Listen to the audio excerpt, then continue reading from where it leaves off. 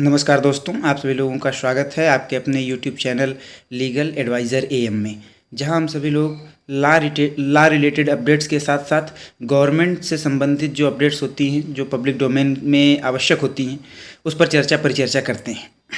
उसी क्रम में आज हम लोग इस समय के सबसे ट्रेंडिंग टॉपिक, सबसे हॉट टॉपिक पर चर्चा करेंगे, जो संबंधित है उत्तर प्रदेश निकाय चुनाव 2022-23 के संदर्भ में। लेकिन इससे पहले हम आज का विषय प्रारंभ करें। विषय बहुत इंपॉर्टेंट होने वाला है। वीडियो में दी जाने वाली प्रत्येक जानकारी शुरू से लेकर अंत तक बहुत ही इंपॉर्टेंट है, इसलिए स्किप किए बिना वीडियो को लास्ट तक देखें और पूरी जानकारी लें। वीडियो पसंद आए तो लाइक करें, शेयर करें और अगर चैनल पर नए हैं तो सब्सक्राइब करके बेल आइकन दबाना ना भूलें। आइए अब बिना विलंब किए आज का वीडियो प्रारंभ करते हैं। दोस्तों, जैसा कि आप सभी लोगों को पता है कि उत्तर प्रदेश के 17 नगर निगम, 200 नगर पालिका और 400 नगर निकायों के अध्यक्ष और वार्डों के पार्षद तथा सभासदों के लिए चुनाव की अधिसूचना 5 दिसंबर को उत्तर प्रदेश सरकार द्वारा जारी कर दी गई थी, जिसमें वार्डवार तथा सभी अध्यक्षों के लिए और मेयरों के लिए आनुपातिक क्रम में जो चक्रानुक्रम में आरक्षण की व्यवस्था की गई थी, वो सरकार के नगर विकास मंत्रालय द्वारा जारी की गई थी।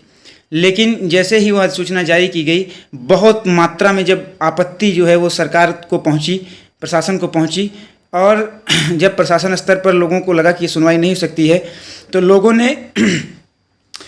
कुछ जनहित याचिकाओं के माध्यम से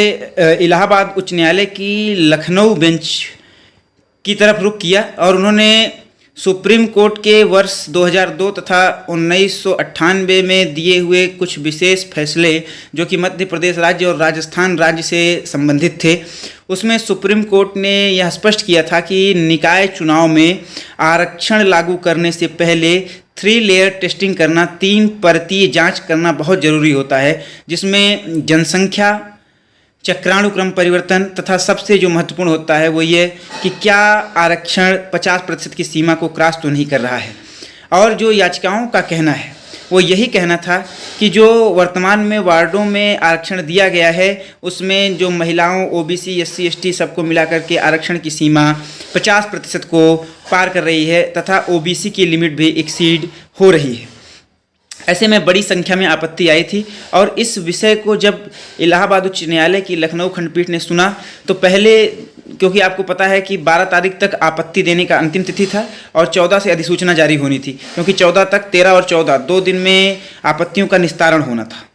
किंतु जब मामला हाईकोर्ट पहुंचा तो हाईकोर्ट ने सबसे पहले तो अधिसूचना जारी करने पर रोक लगा दी और उन्होंने 14 तक का समय लिया था पहले तो, कि 14 तारीख तक जो उत्तर प्रदेश सरकार है वो अपना हलफनामा, अपना जवाब जो है वो कोर्ट में दाखिल करें कि उन्होंने जो आरक्षण प्रस्तुत किया है वो क्यों किया है, और साथ ही साथ जब चुनाव कराने के लिए जो राज्य चुनाव आयोग है उसकी तरफ से चीज़ें जारी होनी चाहिए थी, तो सरकार ने इसे अपने हाथों में क्यों लिया। ये कुछ मेजर प्रश्न थे जो कोर्ट ने सरकार से पूछे थे, और साथ ही साथ जो आरक्षण जारी किया गया था उसमें क्या वास्तव में 50% की जो लिमिट है वो एक्सीड हुई है या नहीं हुई है, इस पर भी प्रश्न था। तो उस प्रश्न के लिए जब सरकार से जवाब मांगा गया तो सरकार को समय दिया गया था।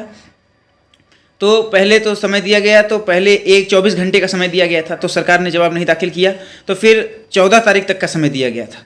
तो 14 तारीख को भी सरकार जवाब देने में असमर्थ रही है। तो अब कोर्ट ने 20 तारीख तक का समय सरकार को दिया है और 20 तारीख तक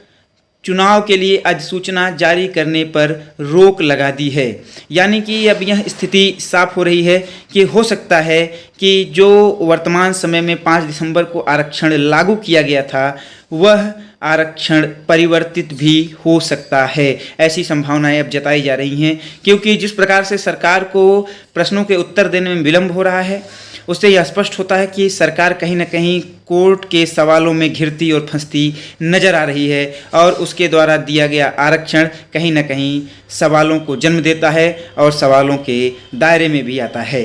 तो अब देखना है, हमारी निगाहें लगातार बनी हुई हैं कि 20 तारीख को कोर्ट में सरकार क्या जवाब देती है और सरकार के जवाब के बाद कोर्ट क्या निर्णय देती है चुनाव को लेकर के। लेकिन इन सब के बीच में आपको खबर ये बता दें कि अब क्योंकि जो जितने भी निकाय हैं वहाँ पे लगभग हर जगह उनका कार्यकाल समाप्त हो रहा है, तो जहाँ जहाँ कार्यकाल समाप्त होता जाएगा वहाँ वहाँ पर प्रशासकों की नियुक्ति कर दी जाएगी। अर्थात जो नगर पालिका और नगर पंचायत है वहाँ पर जो अधिशासी अधिकारी हैं वो उसका कार्यभार देखेंगे, और जो मेयर है वहाँ का जो नगर आयुक्त होगा वह उसको देखेगा। तो कुल मिलाकर के चुनाव आयोग को भी अब इस बात में विशेष इंटरेस्ट है, वो भी सरकार से लगातार बातचीत कर रहे हैं, क्योंकि अधिकतम 15 जनवरी तक हर जिले में, हर वार्ड में जो ये 5 वर्ष हैं कार्यकाल है वो पूरा हो रहा है। तो 15 जनवरी से पहले किसी भी हाल में चुनाव करा के उसका रिजल्ट डिक्लेयर करना है, चुनाव आयोग की भी जिम्मेदारी है। तो अब सारी निगाहें टिकी हैं कि 20 तारीख को सरकार क्या जवाब देती है और उनके जवाब के बाद कोर्ट क्या रुख करती है। तब तक हमारे साथ आप बने रहिए और अगली अपडेट पर ज़रूर आप नज़रें हमारे साथ गड़ाए रखिए। तब तक के लिए धन्यवाद।